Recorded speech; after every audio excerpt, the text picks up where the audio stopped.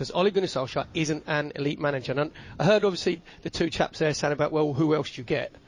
That shouldn't be like a thought for Manchester United. This has to be a thought, doesn't it? I mean, who's going to take over? Antonio Conte's there, and they'll say, oh, but he only comes in for 2-3 years, and he wins stuff and he goes. And that rips up the entire plan that Manchester United have put in place. Yeah, but surely the entire plan for Manchester United should be winning Premier Leagues, winning Champions Leagues, just winning competitions, which Ole Gunnar Solskjaer hasn't delivered. You can't just say, well, we'll keep him because there's no one else. And it might do him a favour, Sam. Like, today, obviously, takes on like a cup final sort of atmosphere. You look at Manchester United's next 6 games, 5 of them away from home.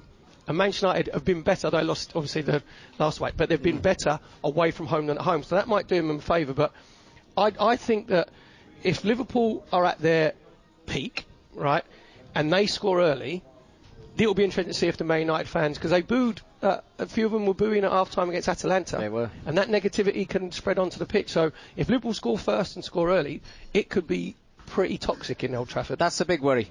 That's the big worry for me. And I think if United get something out of the game today, I think they've got to take the lead, Perry. Because I don't see them coming back from a goal deficit against a side like Liverpool. They won't let up. You were talking about that before when you were saying the intensity that they bring to a football pitch.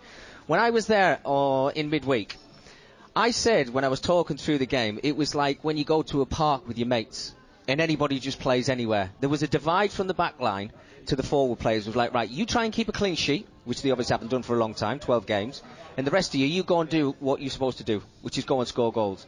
Whereas in the second half, whatever Ole said, or was the players, or whatever somebody come out and said, apparently Fernandes went in the dressing room at half-time went, I want to play in a different position. He wants to play deeper. Exactly. To get himself on the ball. And he was brilliant in the second half. And something just clicked in that half-time talk. And they came out, the crowd saw it, I saw it, they got everybody behind each other, and it was just, I mean, I can't tell you the atmosphere. Coming out of that ground was like they'd won the Premier League. It was like they'd won the Champions League. And the big thing is what? Everybody keeps saying that Ole's got to win something this season. Well, they're out the Carabao Cup. We don't think they're going to win the Premier League. We don't think they're going to win the Champions League. So he's got one, which is the FA Cup. If he doesn't win that, then we get the end of the season and we go, well, let's reassess this. You know, is he the right man to take us forward? Hold on, right now, if he gets to the end of the season, I think he'll be absolutely buzzing, won't he?